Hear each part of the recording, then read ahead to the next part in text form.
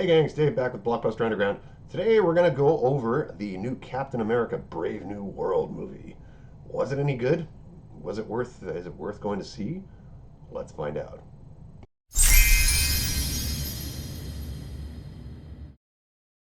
Hey guys, so it's back. We're back again. We just saw Captain America Brave New World and we're going to sit down and talk about it. As you can see in the background there, I've got Cap's shield, so I'm a fan. Am I a fan of this version of Cap? Mm, um, I mean, let's break it down a little bit here. I'll give you a brief plot synopsis because, God forbid, it's like they Cuisinart together a movie. The basic plot synopsis is after 5 years, the Earth has finally realized there's a goddamn celestial sticking out of the Indian Ocean that's the size of a fucking continent. They're fighting over who has access to this celestial. They call it Tiamat Island, actually.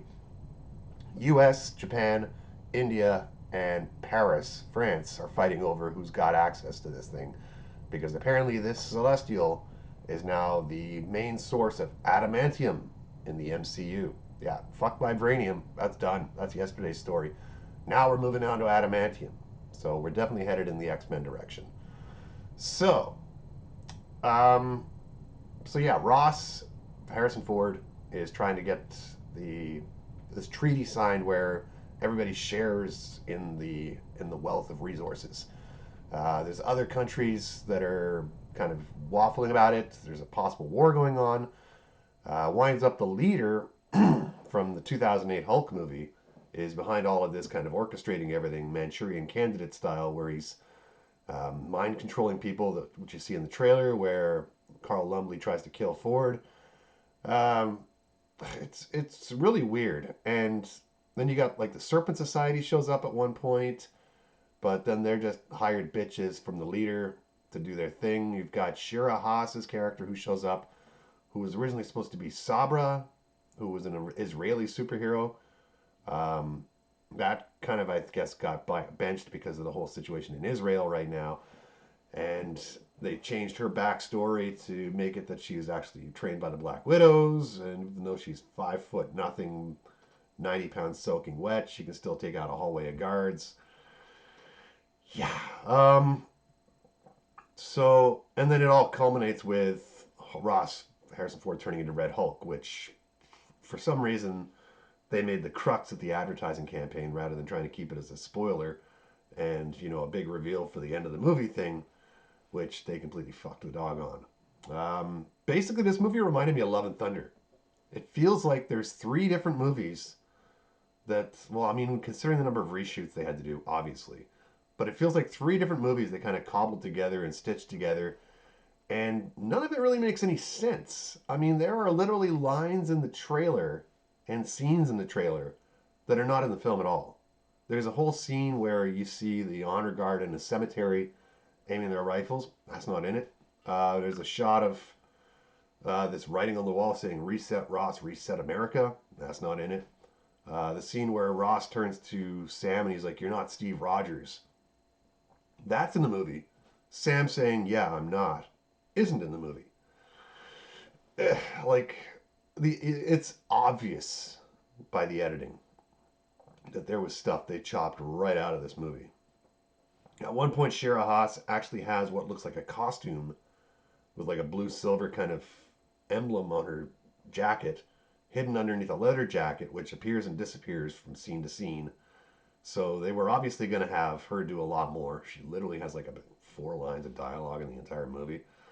Not used at all. There's a huge, like I said, they see clips of this in the trailer. Her fighting these guards in a hallway, completely unbelievable. She is tiny, tiny, and it's almost laughable that she could take out a fully armed guard who weighs like 240. Much less flip them around like they weighed like nothing. Giancarlo Esposito, who was brought in during the reshoots, is barely in this movie at all. He's in 3 scenes in total. Um, One action scene where he fights Sam. Another scene where him and Sam talk about what the leader's plan is later on in the movie, and then a quick scene at the beginning. Um, yeah, the Serpent Society, I believe, we're going to have a much bigger role in this movie. which would have lent it more towards the Winter Soldier style of thing rather than what it morphed into, which was like the Celestials and Adamantium and Red Hulk and the leader and like, wow. Um, the new Falcon, Danny Ramirez, Joaquin Torres, is more like Robin the Boy Wonder than anything else. Like just jonesing to get into the suit. He gets into the suit a couple times. He gets injured during that whole scene you see in the trailers where they're shooting down missiles and the jets are flying around and stuff. But he is more like Captain Exposition than anything else. Like he sits there at a computer and he's like, "Oh yeah, you know this is what Shira Haas's character is supposed to be. She's actually Red Room trained and stuff like that." He's like he's got Marvel Wikipedia access for any sort of exposition they need to explain, which isn't in the movie itself. So they kind of like throw in a blurb here and there is like, oh yeah, this is this and this is that, and he hacks into like the leader's computer and figures out the Manchurian candidate sign thing with the mind control and then playing the song. The design for the leader was really kind of weak sauce. I mean, he basically looked like he had toxic goo poured on the top of the head and it was kind of bubbly and shit, and he had one green gamma eye. Nothing near what the leader looks like in the comics. And really kind of on the sidelines, just his whole thing is he wants revenge against Ross because Ross threw him into jail for 30 plus years and had him design weapons for the army and stuff like that. And when Ross became president, he was like, "Yeah, if I become president, if you make me president, I'll let you out of jail and everything will be good." And he obviously fucks him over and doesn't. So the leader then, the pills that Ross is taking are gamma radiation, which is what turns him into the Hulk at the end. And that's supposed to be the leader's big revenge against him to make everyone see what a monster Ross is in reality. Um, it didn't work. It did not work. This literally felt like season 2 of Falcon and the Winter Soldier on Disney Plus. Um, Carl Lumbly, like I said, shows up as Isaiah Bradley, gets mind controlled at the beginning of the movie, nearly kills Ross, gets thrown into jail, and then Mackey's whole thing is I've got to get him out of jail because he's already spent 30 years in the slammer thanks to the U.S. government, and it wasn't fair, so I've got to do something for that. Liv Tyler shows up for all of about 45 seconds at the very end of the movie when Mackey goes to visit Ford in the raft. And Ford's like, yeah, we'll be good here. There's nice stalled walls, and yeah, if I Hulk out, then we'll be all right. And then Liv Tyler shows up for like literally the last scene where she's like, "Hi, Dad." Um, really kind of another wasted cameo, for lack of a better term. The new wingsuit, like what the hell? He's got Ant Man's helmet, so it's nanotech because these actors hate putting on the fucking masks. So they just dumb it down and they're like, oh yeah, nanotech, click click, on off, you know, all CGI. The wingsuit's basically laced with the same properties the Black Panther's armor had now, where if it takes enough pounding, you can like ricochet back a power blast. Um, Kind of like it just does whatever the story needs it to do. There's no real explanation for any of it. It still makes no sense that Mackie can go toe to toe with Red Hulk, um, not having the super soldier serum, which is brought up again. There's a whole scene with Bucky where Sam and Bucky talk, and Sam's like, I don't know if I should be Captain America, and I don't know if Steve gave me the shield, should have given it to someone else. Like, just retreading the whole character arc that he had in the Falcon show, where he was completely waffling on whether or not he wanted to be Cap or not. Bucky's like, yeah, you don't need the super soldier serum to be Captain America. People aspire to you because of what you do as a human being without the powers. I mean, and Bucky basically fucks off after that scene to go and do whatever's going on in the Thunderbolts, I guess. Um, like I said, they made a big thing about Tiamat Island, but apparently, like, it's an island? Like, huh? Like, people can go there, and, like, they've said they've got bases set up there by certain countries already analyzing the adamantium, which this thing is completely made of. So we got like a lifetime supply of adamantium now in the ocean to tap into. So we can next thing will probably be a whole bunch of Wolverines. Like, where have we seen that before? like I said, Isaiah Bradley was pretty much in it for like the first scene, and then he's in jail, and then he gets sprung at the end because everything gets resolved. The final battle with the Hulk, like the Marvel blew their wad on this. They should have kept the Hulk under wraps and not made it the absolute basis of all the advertising. Granted, there's not a lot of action in this movie to begin with. There's a quick scene in the beginning, which they've basically shown in all the trailers, where Falcon lands, and there's the sonic boom, and then he knocks all the guys out with the shield. Another bit of action when they go and find out where the leader's been being kept for the last 30 years in some black site facility. Some tossing the shield around, some hand-to-hand combat. But the final battle against the Hulk, my God, like Hulk just basically pounds on him. His whole thing is he keeps throwing darts. Like the wings of the suit basically are turned into like daggers, and he's throwing them at Hulk throughout the whole fight, or he's jumping over his back and he's slicing him up with the large size wings. Hulk's like hitting him, and it's like the the shielding is absorbing the punches. Like Sam's not like he gets bandaged up at the end. He's got like a sling on and shit after the fight's over, but he would have been beaten to fuck by this thing. The whole Hulk fight, honestly, guys, 6 minutes and 9 seconds from when he hulks out to the end of the fight, where Sam beats him. 6 minutes and 9 seconds. If you piece together all of the TV spots and the trailers that they've put out, you've probably got almost the entire Hulk fight in there in segments. I mean, if you look on YouTube, not that I suggest, piracy or anything like that, but if you look on YouTube and type in Red Hulk, there is literally the entire fight broken down minute by minute that you can watch online. He's basically using two Red Wings to shoot lasers at the Hulk while he's like flying around. He tries to hit him with the shield at one point. Hulk just grabs the shield and throws it into the ground, which you see in the trailers. The final big thing is he's Hulk's got him by the fucking head, cracking his helmet, tears off one of the wings, throws him, and Sam's like got one of the wings superpowered with the Wakanda juice, and Hulk goes to jump at him, and Sam basically stabs him with the wing and does the blast back at the same time, and that stops him. And then there's a short little bit where Sam gets up and he's like, "Bullshit, Bucky! I should have taken the serum." Like just stupid one-liners. Hulk, meanwhile, gets up, still Red Hulk, and he's like, okay, he talks him down. We don't see Hulk transform back into Ford. We see the shadow of him just shrinking down in size, and then it cuts to a wide shot of Ford standing there in torn pants, barefoot, in front of Mackie. And then obviously they throw him in the raft at the end. But the fight was just ridiculous, guys. I mean, come on. A Hulk against even someone with super soldier serum would be a brawl. And this was just I mean, I think the fight was so short because either they had a lack of budget, which makes no sense because they spent like $400 million on this fucking thing, or they just ran out of ideas. Like, how long can they fight for? Obviously, not that long because human against Hulk, it's something's got to give. So that's probably why the fight was so short. Um, but like I said, them making the Hulk the basis of all the advertising for the movie was fucking stupid because that would have been a great reveal at the end if they could have kept that under wraps.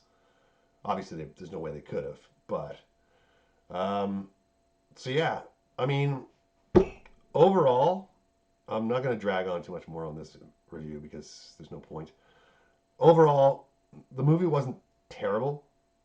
Like, I didn't want to walk out of it midway. It wasn't great. I'll give you that. Like I said, it very much felt like a season 2 of a Disney show.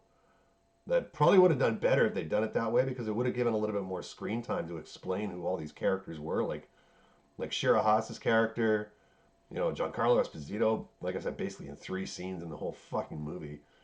The leader, kind of a one note thing, considering how like powerful he is in the comics.